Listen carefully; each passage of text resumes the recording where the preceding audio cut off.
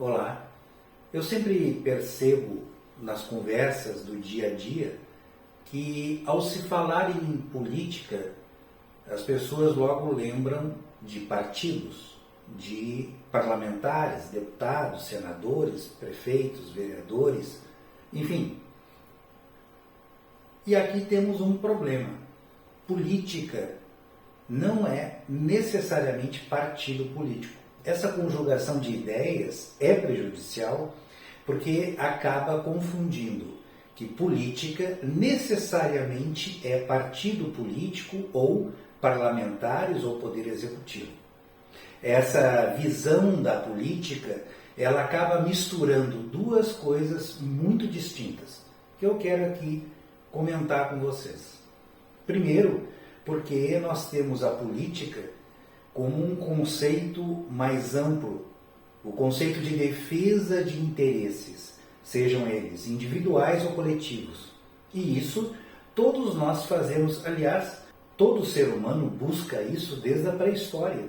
A partir do momento em que o ser humano usou o recurso que ele possuía no momento, que poderia ser um pedaço de madeira, pedra, um osso, que seja, ele consegue espantar aqueles outros seres humanos que vinham confiscar, pegar, roubar os seus mantimentos que eles haviam coletados.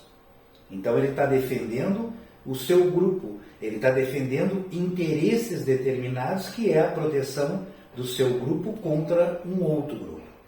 Isso é fazer política. Isso não tem nada a ver com violência nesse momento. Não é que a política seja violência, mas era o recurso disponível com o grau de evolução que aquele ser humano possuía, ou aqueles seres humanos, naquele momento da pré-história, possuíam, onde o mundo era uma aventura, viver era absolutamente enfrentar animais poderosos e grupos que buscavam sobreviver a qualquer custo.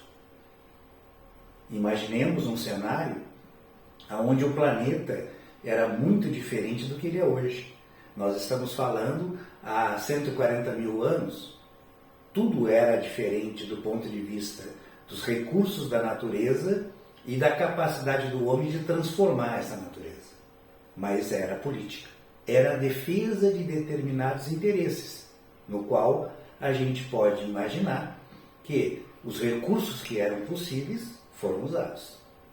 Com o tempo, a sociedade fica complexa e o seu número de habitantes começa a crescer com o desenvolvimento de alguma tecnologia, como é o caso da grande revolução agrícola, como é o caso também da pecuária, da criação e domesticação de animais, e isso vai tornando as sociedades bem mais complexas, mas não deixam de fazer política, ao contrário, se modificam os mecanismos da política.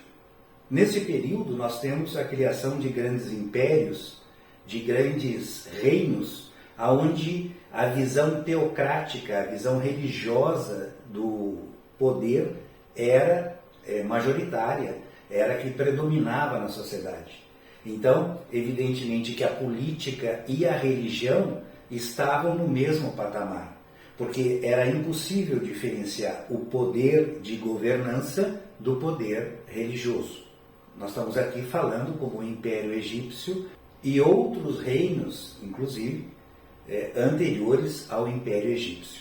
Mais adiante ainda nós temos a tal de democracia ateniense, que na Grécia Antiga decidia as suas questões em praça pública com os cidadãos. Claro, nem todos participavam dessa praça, desse cenário democrático de grandes decisões e de grandes aconselhamentos. Eram só determinadas pessoas que participavam desse processo, mas é uma visão de poder um pouco diferenciada. E já naquela época, nós tínhamos as pessoas se aglutinando em determinadas posições, de como ela poderia ser governada. Posições contrárias. Então, cada cidadão procurava se juntar com outros que tinham o mesmo pensamento. E é isso que vai dando uma ideia no futuro, mais adiante, de partido político, ou seja, as pessoas se aglutinando de acordo com uma visão de mundo, de acordo com uma proposta ou até seguindo pessoas que tinham um pensamento semelhante ao seu. Já no mundo ocidental, nós tivemos a queda do Império Romano e, por consequência, a fragmentação de povos, de territórios que passaram a se defender das chamadas invasões bárbaras.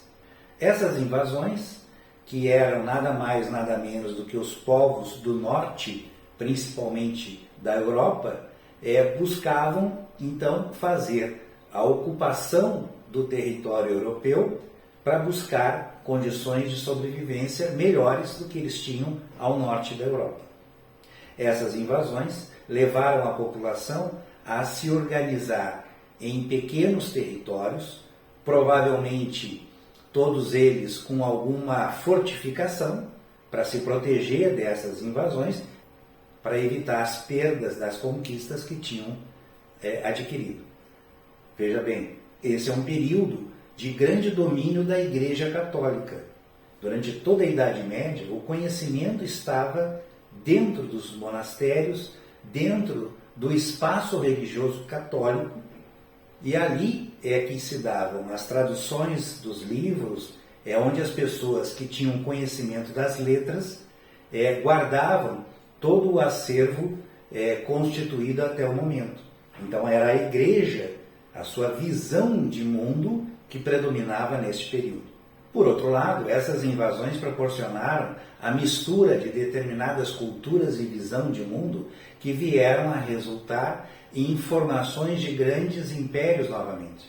Nós temos o Império da Grã-Bretanha, nós temos outros impérios que foram se formando naquilo que hoje nós chamamos de França, Alemanha, Áustria e outros países conhecidos hoje, mas que na época tinham um outro formato, tinham uma outra divisão e um outro espaço de governança, onde os reis novamente foram adquirindo poder e foram unificando os seus territórios. Por exemplo, é o caso da unificação mais adiante, já no final da Idade Média, de Portugal, da Espanha, mais tardiamente a Alemanha e Itália, e esses territórios tiveram uma nova forma de governança. E é aí que nós temos, por exemplo, no caso da Grã-Bretanha, a formação daquilo que nós vamos chamar de partidos políticos.